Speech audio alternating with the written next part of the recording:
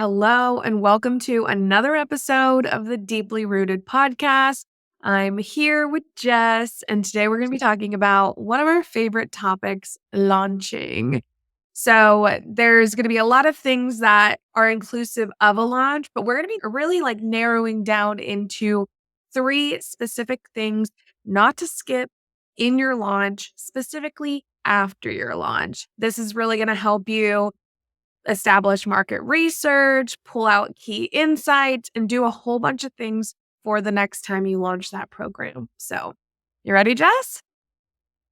Yes. So I don't know how you feel about launching, but I actually love to launch. I hate launching, but I think it's because I launch so much with my own clients and it is so much effort. I will not ever say that it is something that you can effortlessly pull off. There's so many moving pieces into it. And we always neglect our own businesses. So I'm always a little more hesitant to launch for my own because I don't have a lot of those support pieces. So not a big launcher over here. No, I was specifically talking about it. I love launching for other people. Yeah. I do not like launching myself. But I think that's the case for everything because I've talked about this before. But when you're launching a new product or an existing product and you're putting something out, there, and you're gonna get a ton of no's just based on benchmarks for conversions. We'll talk about these deeper when we get to the analytics of things, but you're going to get a lot of no's. So it's a lot of putting yourself out there energetically it's not publicly because nobody knows at the end of the day, maybe your team, how many people are buying, but it's you feel exposed. You're putting something that you've worked really hard on out into the world. And whether you're viewing your launch as a success or not, it's a lot of exposure. It's a lot of energy expenditure. And a lot of times, once the launch is over, my clients don't want to look at it, don't want to talk about it, don't want to do anything about it again. They just want it to be over. And I think that is one of the number one mistakes that you can make when launching because there is so much magic in the debrief and what you do post launch. Yeah. Do you agree? Great. Completely. And it is one of those things I think it's standard for people who maybe launch without launch support, like either me or you. And they completely skip over this part. But I hope that as you're listening to this, if you've launched before or if you're thinking about launching, you can see the value in what these three components give to your next launch. I always tell people your first launch is going to be the hardest. You're introducing new concepts to your audience, you're introducing new products. There's a lot of people buyer behavior changes every quarter, every month, every year kind of thing. And there's a lot of people who will literally just say, I'm going to wait to see how it goes for these people. One, that's part of your own marketing to show off how that transformation's happening inside of the container or after the program. But really understanding the first launch is the hardest. But once you get these key insights, the second launch is it's so much better because you're building on something that's already been established. Yeah. And that reality is not talked about. I got an email in my inbox yesterday. It was launch your offer in a day. And so many people talk about getting the offer out into the world. There's no one talking about, okay, now it's out there.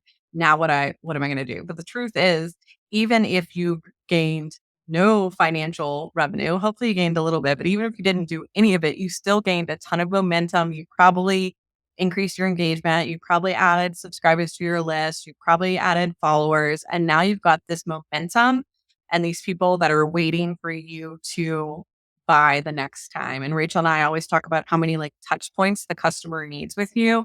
If it's someone that discovered you during that first launch, chances are that you haven't touched them that, 8 to 13 times? It's that 12 to 14. 12 to 14 times that you need to be able for them to be able to invest in that offer. Launching again is so important. So in this episode, we're going to talk about the three things that we think you should do after your launch and three things that we would suggest you don't do after your launch. So we're going to talk about the three things that we really think you should do after your launch first, and then we'll talk about what not to do. Yeah. So let's start with something that I think a lot of people miss from an opportunity standpoint. And this is like the downsell.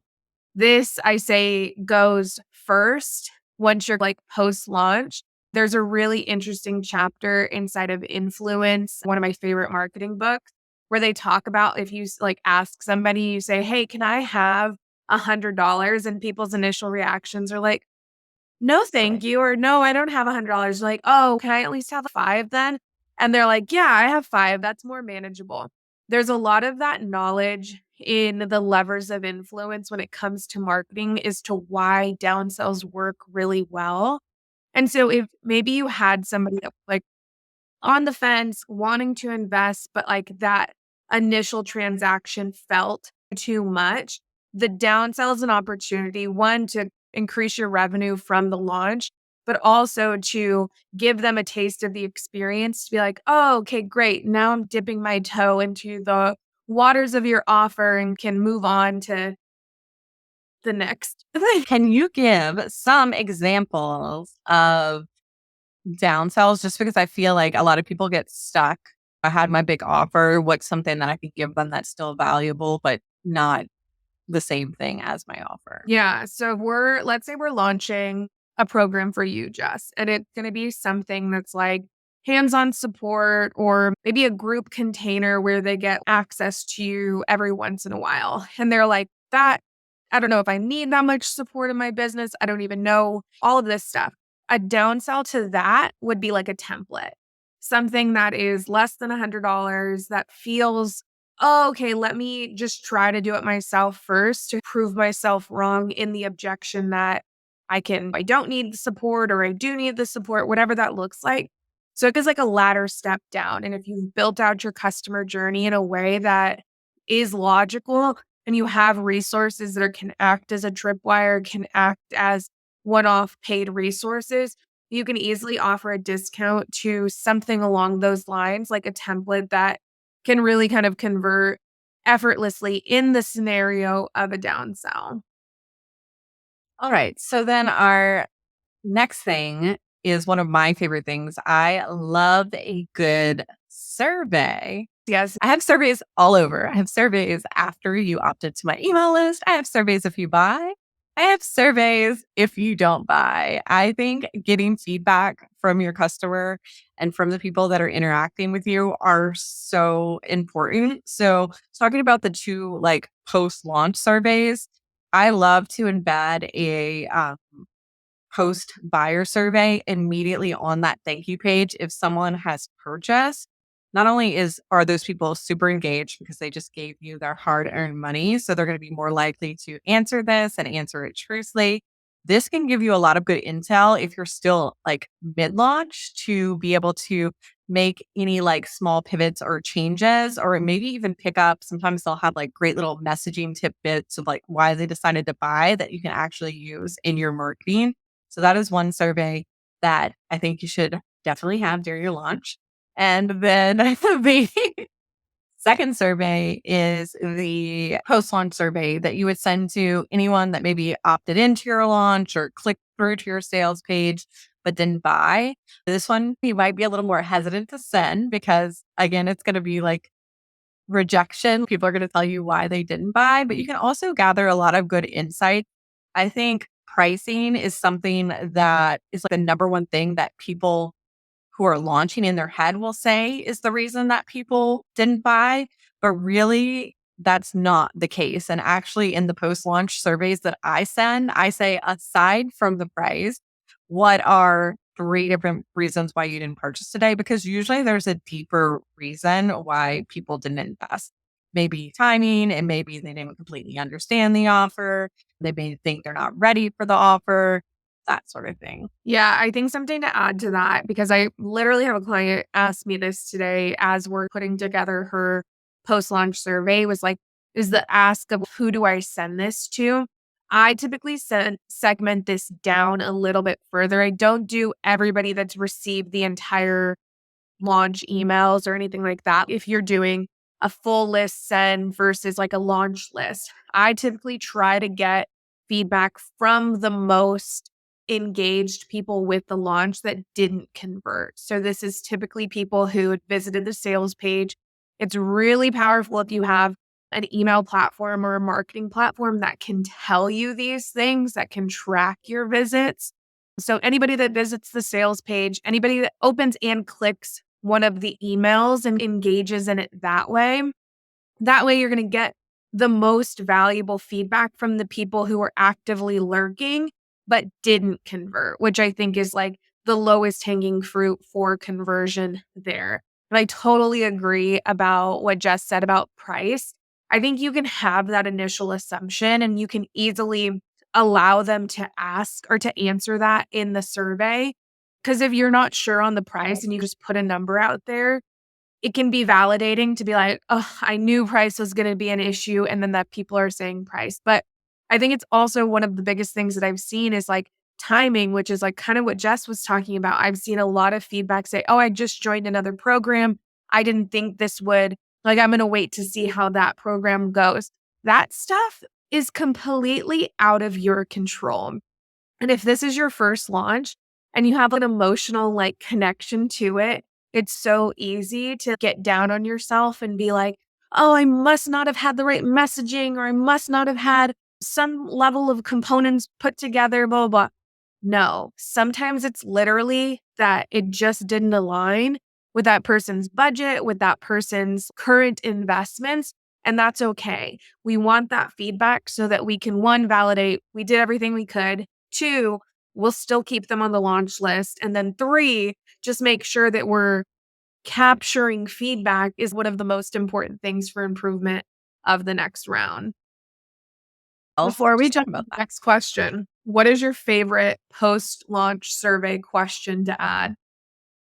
I only do that one. I only do one because I feel like they've already gotten all of these sales. So I only ask one and it's just give me a reason why you didn't buy. And then we'll list all of the reasons why we think that person didn't buy. Mhm. And we always leave it open for them to reply back and let us know as well. And a lot of people will just reply back and be like, oh, I was really excited about it, but just not the right time for me or something like that. And I think like a way to pump yourself up after a launch is to be able to get those emails from those people that yes, they are actually interested. There's nothing wrong with you. Mhm. It's just not the right time.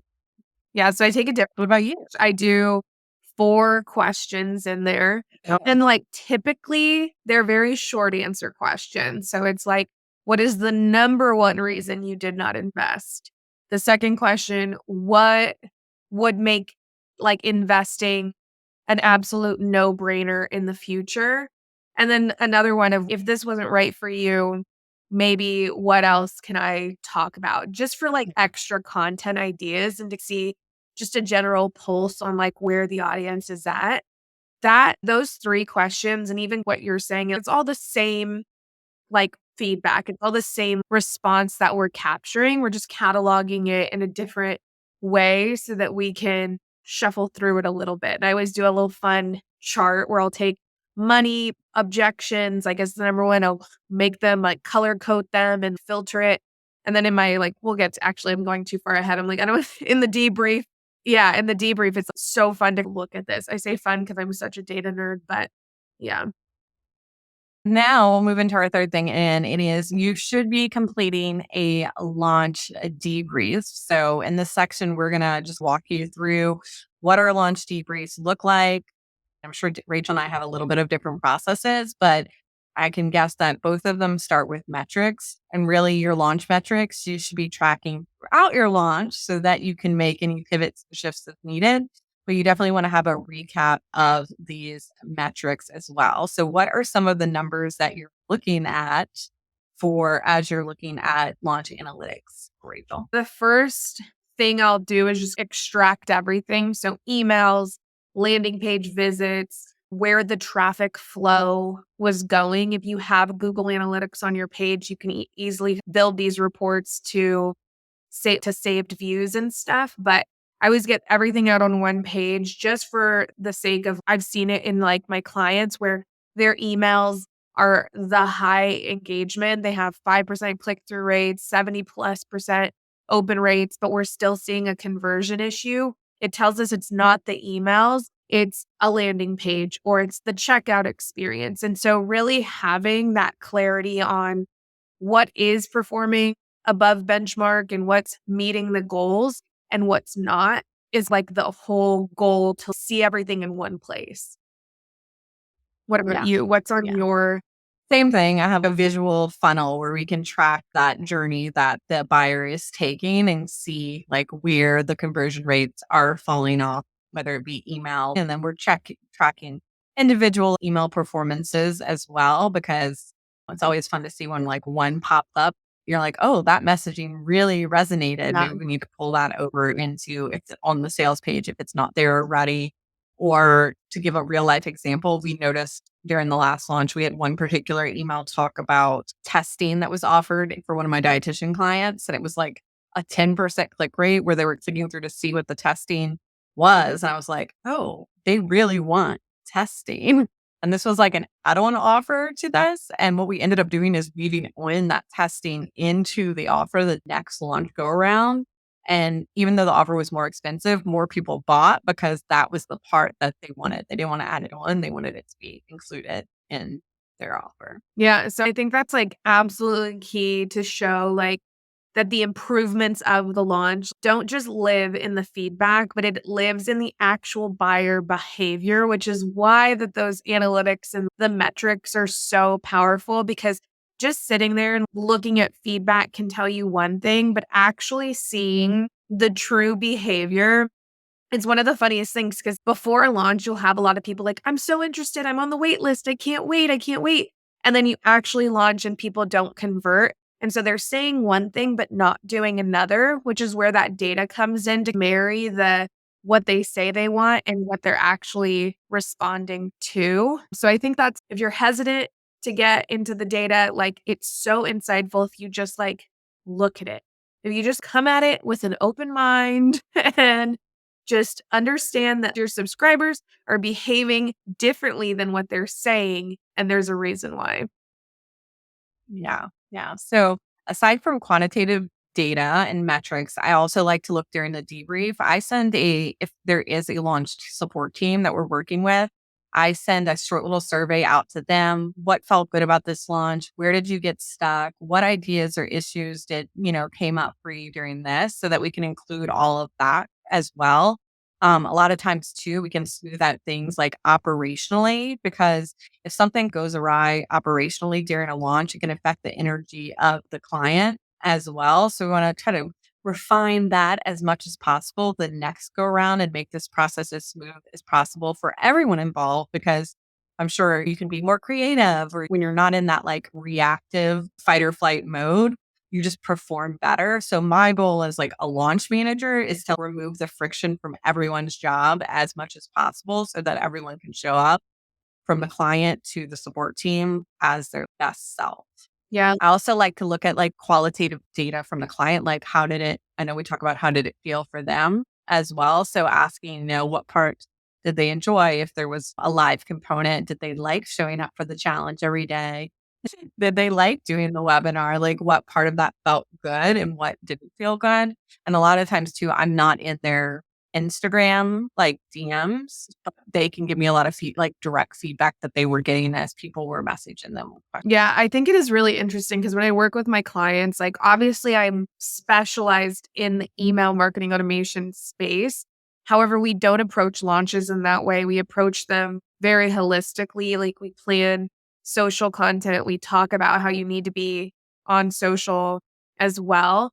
And I think there's one of those things that even in the launch recap, if you see, because I'll have them pull all of their like story views, post analytics, and all of that. And to see the engagement paralleled to the social, you just see that your buyers are behaving like they're consuming on both channels. Like they're putting questions in the Q&A slides on the stories. They're engaging and asking questions in the comments. All of that stuff is really interesting to see because it does bridge. And I've seen a lot of people who try to just do an email only launch, but unfortunately, like leaning into a multi like platform launch is like easier than just existing entirely on one. just for the sake of that's how buyers interact. That's how your customers are consuming and making their decisions is on multiple platforms. And so when you exist only on one, it really does a disservice to the reach of your launch and just the success of it. So I always try to encourage people, if you can do social components, even if it's just showing up and answering questions, that's better than expecting your list to carry the entire burden. Yeah, yeah. And I love to pull because I've started including Instagram handles on most of my clients' opt-ins. I don't know how you feel about that, but you can let me know your opinion. But I love to be able to like give that information to the client. Hey, this person clicked to the sales page. If you've had any interaction with her on social, maybe follow up because she's definitely on the warmer side. She might just have a little more questions. So I'll send click reports to my clients, especially if a launch isn't performing organically. Cause I think we talked about this before. It's gone are the days where you can like post and everyone buys. People are going to need that like one on one interaction to build that trust with one way that I'm like weaving it in to my launches. That was the three things to do. Now let's move on to the three things Yeah. not to do. Okay. We're going to be really quickly on this, but number one, don't create a new offer. As Rachel stated in the beginning, it's going to take a couple of times to gain traction and momentum. And usually your first launch isn't going to go like, you're not going to blow it out of the water. Hate to break it to you based on what you've seen on the internet. But like very rarely, I've done like 50 launches at this point, probably more than that. Very rarely have I had anyone do like over 100K on their first launch. And nor do you really want to, because if this is your first time launching a product, like you probably don't have the back end onboarding and support systems for you to like completely blow up. It's a much better experience for you to gradually like tier this up. So typically we're seeing people like after their third or 3 to 5 launches really see success Yeah, I'm going to add a there. little asterisk in there because Jess at 100K on your first launch, she works with a lot bigger audiences than maybe some people listening here. So even if you only get one or two conversions, whatever that monetary price point is for yours, that's still average. Like it's still one of those things that the traction, especially with a smaller audience, takes so much time to develop because you have less numbers to turn the dial on. And a little asterisk in there because you're like, this is my first launch and I'm only trying to get to 10,000. Still, it depends on certain things. There's a lot of nuance in audience size, engagement rate, and all of that. Yeah. Really just having that compassion with yourself that like first time launches are massively successful, but get to the second one, get to the third one is absolutely key. Don't trash your offer and say restart because then you're going back to first launch blues and you're going to be experiencing the same thing over and over again.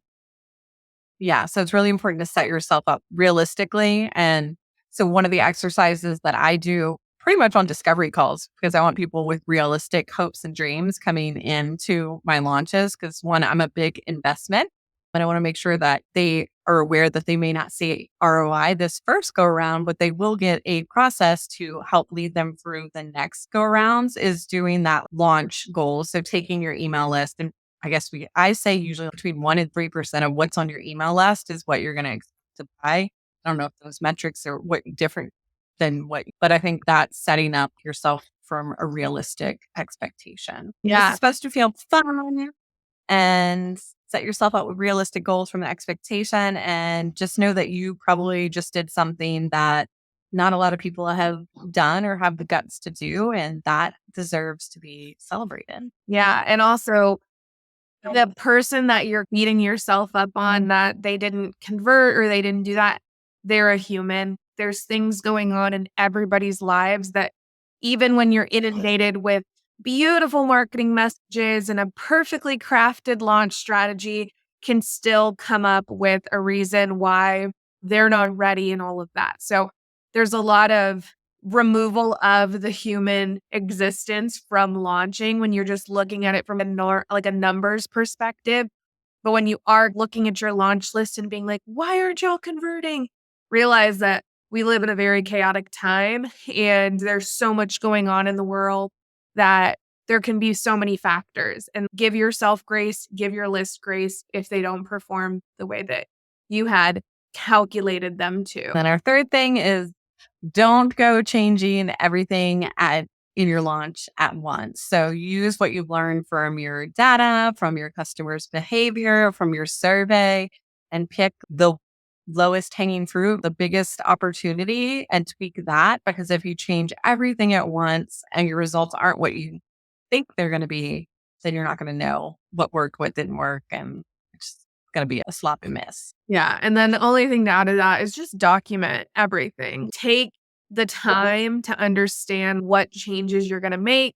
I always say to document from a very scientific perspective is put out like why you think you're making this change, what you hope to make the shift there. That way you're making these changes with intention and you're not just saying, I'm going to change the sales page just because I want to change the sales page. Really go into it and say, hey, we saw an issue on the sales page. I want to change this. It just helps you avoid going crazy and making 7 different massive changes to a launch that maybe only needed 1 to 2.